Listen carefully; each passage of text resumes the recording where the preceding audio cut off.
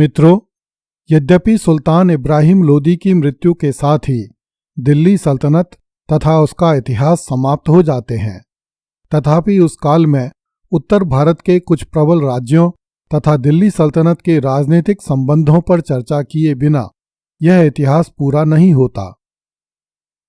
बाबर ने अपने आत्मचरित तुजुक-ए बाबरी अर्थात बाबरनामा में लिखा है, उन दिनों जब मैंने हिंदुस्तान पर विजय प्राप्त की तब यहाँ पर 5 मुसलमान और 2 काफिर बादशाह शासन करते थे। वे एक दूसरे के साथ कोई संबंध नहीं रखते थे। इस देश में उनके सिवा और भी बहुत से छोटे छोटे बादशाह थे। वे राव और राजा के नाम से विख्यात थे।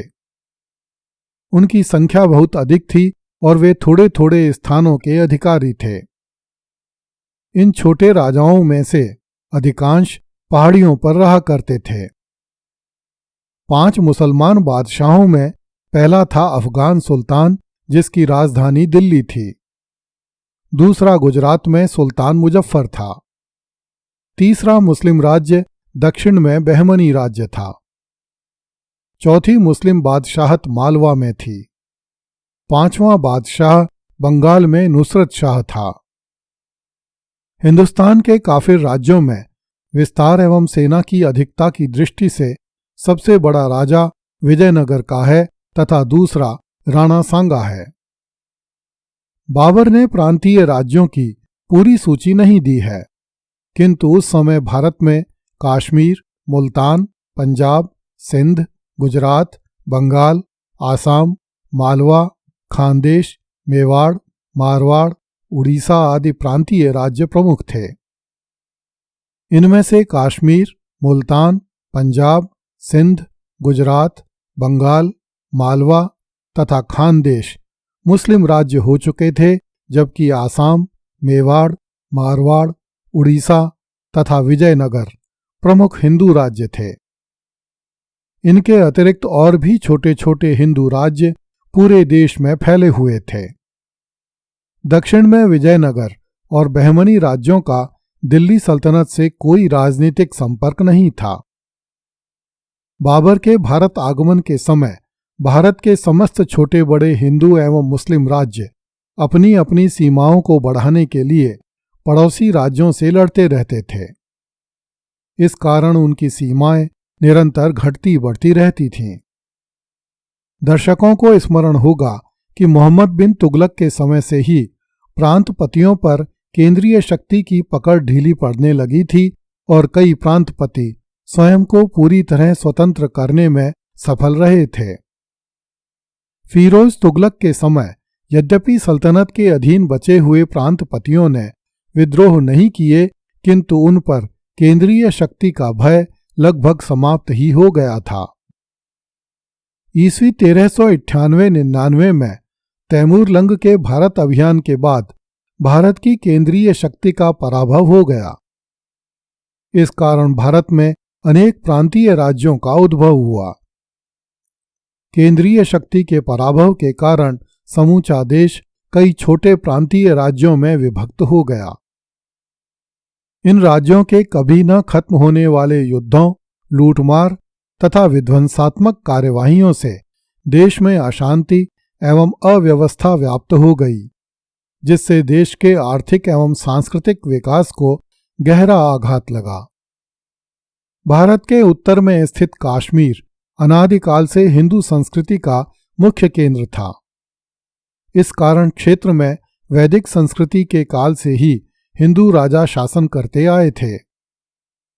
काश्मीर में महाभारत कालीन मंदिरों के अवशेष प्राप्त हुए हैं, जिनमें गणपतियार तथा खीर भवानी का मंदिर प्रमुख हैं। मौर्य सम्राट अशोक के शासनकाल में काश्मीर में बौद्ध धर्म का प्रचार हुआ। जब काश्मीर पर कुषाणों का अधिकार हुआ, तब भी उनके संरक्षण में बौद्ध धर्म फलता फूलता रहा। किंतु जब 6ठी शताब्दी ईस्वी में उज्जैन में महाराज विक्रमादित्य का शासन हुआ, तब कश्मीर में फिर से हिंदू धर्म पूरे उत्साह के साथ लौट आया। महाराजा ललितादित्य के समय में काश्मीर में हिंदू संस्कृति का विशेष रूप से प्रसार हुआ। दिल्ली सल्तनत की स्थापना के साथ ही कश्मीर में कुछ सूफियों ने आकर बसना आरंभ कर दिया।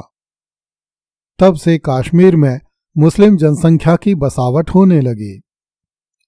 कोट रानी कश्मीर की अंतिम हिंदू शासक थी जिसने ईस्वी 1334 से ईस्वी 1339 तक कश्मीर पर शासन किया। उसके बाद ईस्वी 1339 में रामचंद्र कश्मीर का शासक हुआ। उसने शाह मिर्जा नामक एक व्यक्ति को अपना मंत्री बनाया जो कि ईस्वी 1320 से कश्मीर राज्य की सेना में नौकरी कर रहा था। अभी राजा रामचंद्र कुछ दिन ही शासन कर सका था कि मंत्री शाह मिर्जा ने छल से राजा रामचंद्र की हत्या कर दी और स्वयं कश्मीर का स्वतंत्र शासक बन बैठा। इस काल में भारत में दिल्ली सल्तनत अपने चरम पर थी और हिंदू राजा अपने अपने अस्तित्व के लिए संघर्ष कर रहे थे। इसलिए कश्मीर के हिंदू राजवंश को कहीं से भी सहायता नहीं मिल सकी और वह इतिहास के नेपथ्य में चला गया। इस वंश को कश्मीर के इतिहास में शाह मीर वंश भी कहा जाता है। इस वंश के शासक हिंदुओं के प्रति अत्यंत कठोर रवैया रखते थे। उन्होंने हिंदू प्रजा पर जजिया लगा दिया तथा शरीयत के अनुसार शासन करने लगे। इस कारण केवल मुसलमानों को ही राज्य के उच्च पदों पर रखा जाता था। इस वंश के शासकों ने ईस्वी 1339 से ईस्वी 1585 तक कश्मीर पर शासन किया। शाह मीर वंश के लंबे शासनकाल में कश्मीर में मुस्लिम जनसंख्या का तेजी से प्रसार हुआ। ईस्वी 1420 में शाह मिर्जा वंश में जैनुल ओबेदीन नामक शासक हुआ जो अपने पूर्ववर्ती शासकों की अपेक्षा उदार और सहिष्णु शासक था। जैनुल ओबेदीन ने भारत के अनेक हिंदू एवं मुस्लिम राज्यों से अच्छे संबंध स्थापित किए। उसने अपने राज्य में हिंदू जनता पर से जजिया कर हटा दिया तथा गौवध का निषेध कर दिया। तत्कालीन इतिहासकारों के अनुसार जैनुल ओबेदीन कश्मीर, फारसी, हिंदी और तिब्बती भाषाओं का विद्वान था। उसने महाभारत तथा राजतरंगिणी नामक संस्कृत ग्रंथों का फारसी भाषा में अनुवाद करवाया तथा अनेक फारसी ग्रंथों का हिंदी में अनुवाद करवाया। जैनुल ओबेदीन ने अपने राज्य में शांति एवं व्यवस्था कायम की तथा जनता पर करों का बोझ कम कर दिया। उसके शासनकाल में कश्मीर की उन्नति हुई। ईस्वी 1470 में सुल्तान जैनुल ओबेदीन की मृत्यु हो गई। जैनुल ओबेदीन के बाद उसका पुत्र हैदर शाह कश्मीर का सुल्तान बना। उसने अपने पिता की धर्म सहिष्णु नीतियों को जारी रखा। हैदर शाह के उत्तराधिकारी निर्बल तथा अयोग्य निकले। परिणाम स्वरूप कश्मीर में फिर से अराजकता फैल गई और मुस्लिम सरदार अनेक गुटों में बंट गए। कश्मीर का सुल्तान इन सरदारों के हाथों की कठपुतली बनकर रह गया। दिल्ली से बहुत दूर स्थित होने और साथ ही आंतरिक अवस्था बिगड़ी हुई होने के कारण दिल्ली सल्तनत के काल में कश्मीर उत्तर भारत की राजनीति में किसी विशेष भूमिका का निर्वहन नहीं कर पाया। दिल्ली सल्तनत के सुल्तानों ने भी कभी कश्मीर पर अधिकार करने का प्रयास नहीं किया। अगली कड़ी में देखिए, जौनपुर तथा खानदेश दिल्ली सल्तनत से अलग हो गए। कृपया इस चैनल को लाइक, सब्सक्राइब एवं शेयर करें। धन्यवाद।